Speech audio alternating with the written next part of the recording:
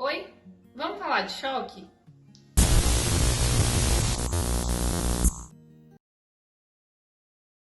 Mas calma, pessoal. Não é desse choque que eu tô falando. É do paciente que tá chocado. Quer entender um pouquinho mais sobre esse assunto? Vem comigo, vamos conferir. Eu me chamo Joana Dark, sou acadêmica de fisioterapia do 7º período da FIED, Grupo Uninta, e quem faz parte da minha equipe, juntamente comigo, é a Bruna, o Joelso, o Thiago e o Hernani. E hoje a gente vai falar um pouco de choque circulatório para vocês. Mas afinal, o que é esse choque?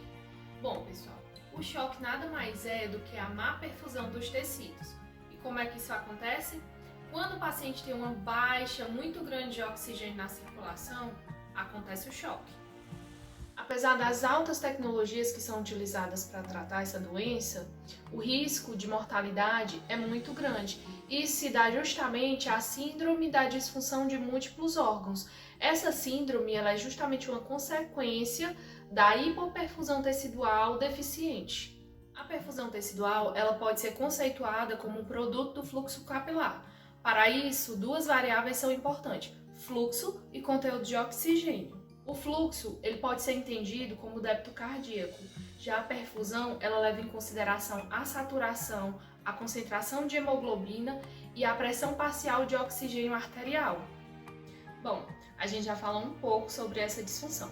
E agora eu vou chamar os meus amigos para eles te explicarem melhor como acontece cada uma delas. Vamos lá?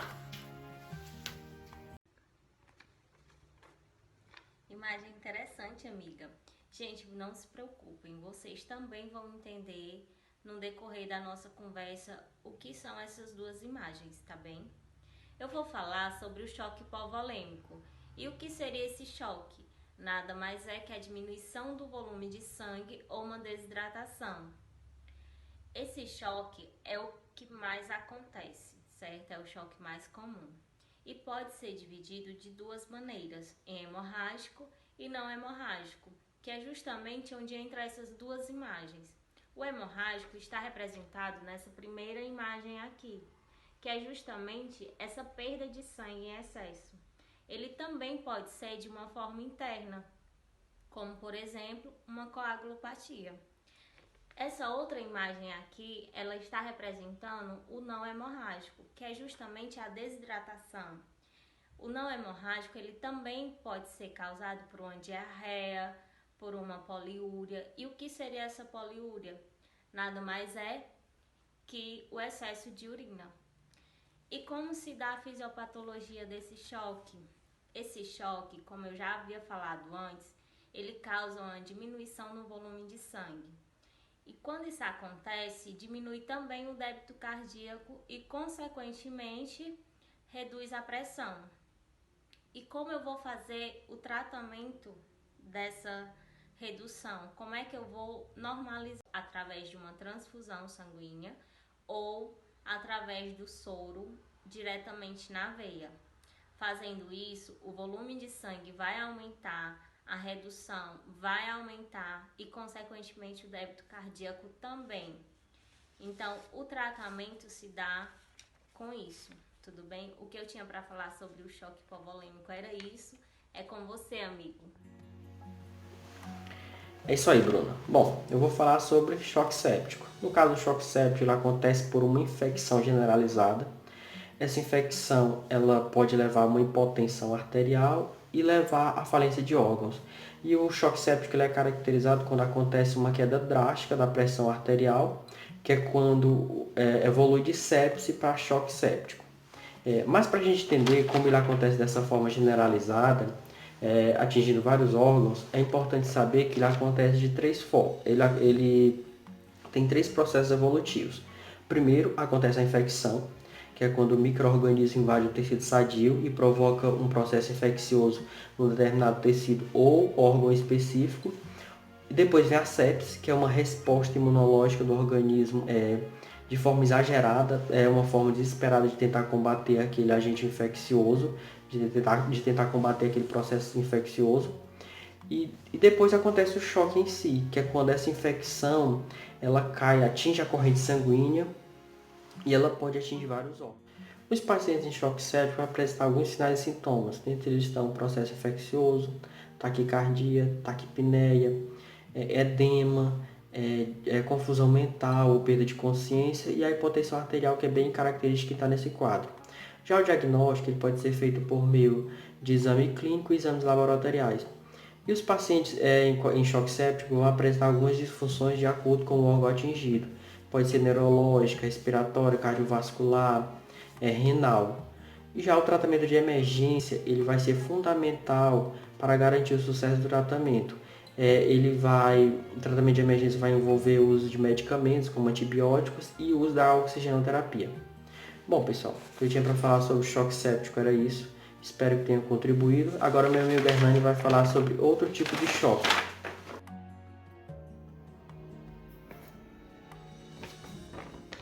Meu amigo Joelson me mandou essa imagem que representa o tema que abordaremos agora, que é sobre o choque neurogênico. O que é esse choque? Esse choque é uma falha de comunicação entre o nosso cérebro e o nosso corpo, devido a uma dilatação dos vasos e do tônus.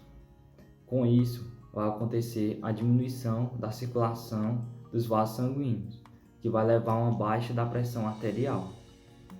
Os principais sintomas são baixa da pressão, como eu já falei, respiração acelerada, náuseas e vômitos, perda do estado mental e também perda da consciência. As principais causas desse choque neurológico vai ser os traumas da coluna, que tanto pode ser na região cervical, de C1 a C7, torácica, de T1 a T12, e na região lombar, as mais atingidas, de C1 a C5, que tanto pode ser diagnosticada como paraplegia ou tetraplegia, dependendo do grau da lesão, ou para lesões mais graves levar até o óbito. O tratamento deve ser imediato, deve ser socorrido imediato o paciente e levado para o pronto-socorro mais rápido. Ou se não, para pacientes mais graves, ser levados diretamente para a UTI. Outras formas de tratamento são sempre avaliar os sinais vitais desse paciente, a imobilização, isso o profissional que for atender esse paciente, saber imobilizar é importante. Também o uso de soro e o uso de corticoides. Agora eu vou passar a minha vez para o meu amigo Thiago. Agora vocês vão entender um pouco melhor o que representa essa imagem. Fala galera, beleza? Falar um pouco para vocês sobre o choque cardiogênico, que nada mais é que a incapacidade do nosso músculo cardíaco de bombear sangue com eficácia. Diria que seria uma insuficiência da irrigação sanguínea, mais específico, uma deficiência do miocárdio. Com isso, é reduzido o suprimento de oxigênio e nutrientes para o restante do organismo, podendo ser fatal se não for tratado de maneira correta e de imediato, que pode causar vários problemas, como, por exemplo, infarto agudo do miocárdio, tamponamento cardíaco, insuficiência cardíaca congestiva, entre outros. Os sintomas que podem indicar um possível choque cardiogênico seria a respiração rápida, por causa da falta de ar, batimento cardíaco acelerado, mais de 100 batimentos por minuto, suor, pele pálida, entre outros. Para confirmar o diagnóstico, o médico pode utilizar alguns exames, como um eletrocardiograma e raio-x, por exemplo, para facilitar num plano de tratamento mais adequado para aquele paciente. O plano de tratamento é utilizado alguns fármacos para aumentar a força do coração, como a noradrenalina, por exemplo. Diuréticos, como furosemida, para diminuir a quantidade de líquido no pulmão. Aspirinas, para diminuir os riscos de formação de coágulo e facilitar a passagem do sangue, né? E tratamentos mais invasivos, como cirurgias e cateterismo. Que legal, né, pessoal? Muita informação nova. E para a gente finalizar o nosso raciocínio, eu vou falar um pouquinho com vocês sobre os graus e cada característica que tem neles. Bom, pessoal, então nós temos 4 graus específicos para essa doença, cada um com suas características. O grau 1, ele praticamente vai ser um grau com baixos sintomas, O paciente ele tem só uma história de perda, como por exemplo uma doação de sangue. Esse grau 1 ele é caracterizado quando essa perda é menor que 15%, no caso 750 ml mais ou menos. Já no grau 2, esse paciente ele vai ter uma perda de 15 a 30%, ou seja, de 750 a 1.500 mililitros mais ou menos. E esse paciente ele vai apresentar uma característica bem importante. Esse é um paciente que vai ter taquicardia. Tanto no grau 1 quanto no grau 2, a reposição de cristalóides, solução fisiológica vai ser suficiente. Quando o paciente ele tem uma perda de 30 a 40%, que é mais ou menos de 1.500 a 2.000 mililitros, isso é chamado de grau 3. O que acontece com esse paciente? Além da taquicardia, ele vai apresentar uma hipotensão. E esse paciente ele vai precisar receber bolsa de sangue rico em hemácias para que ele consiga se manter. No grau 4, a gente vai ter a regra dos 4. Ou seja, esse paciente ele vai ter uma perda acima de 40%, ele vai ter uma frequência cardíaca acima de 140, uma frequência respiratória acima de 40 e ele vai ter uma ausculta inaudível. O que acontece com esse paciente? Ele tanto vai precisar repor soro, quanto ele vai precisar repor o sangue rico em hemácias. Bom, pessoal, como esse grau 4 ele é o mais severo de todos, esse paciente em grau 4 ele vai ser aquele paciente chocadão, aquele paciente que já está ali nas últimas, que vai chegar na emergência e que ele precisa ser admitido e que ele precisa de uma intervenção imediata. Então, o que acontece? A primeira bolsa de sangue que esse paciente vai receber é uma bolsa O negativo. Mas por que O negativo? Porque O negativo, todos sabemos que é um sangue universal e que ele serve para suprir a necessidade de todos os outros tipos sanguíneos.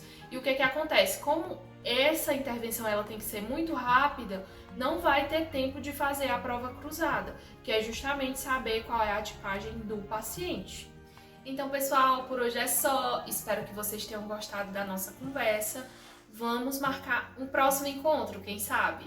A gente fica por aqui e até a próxima!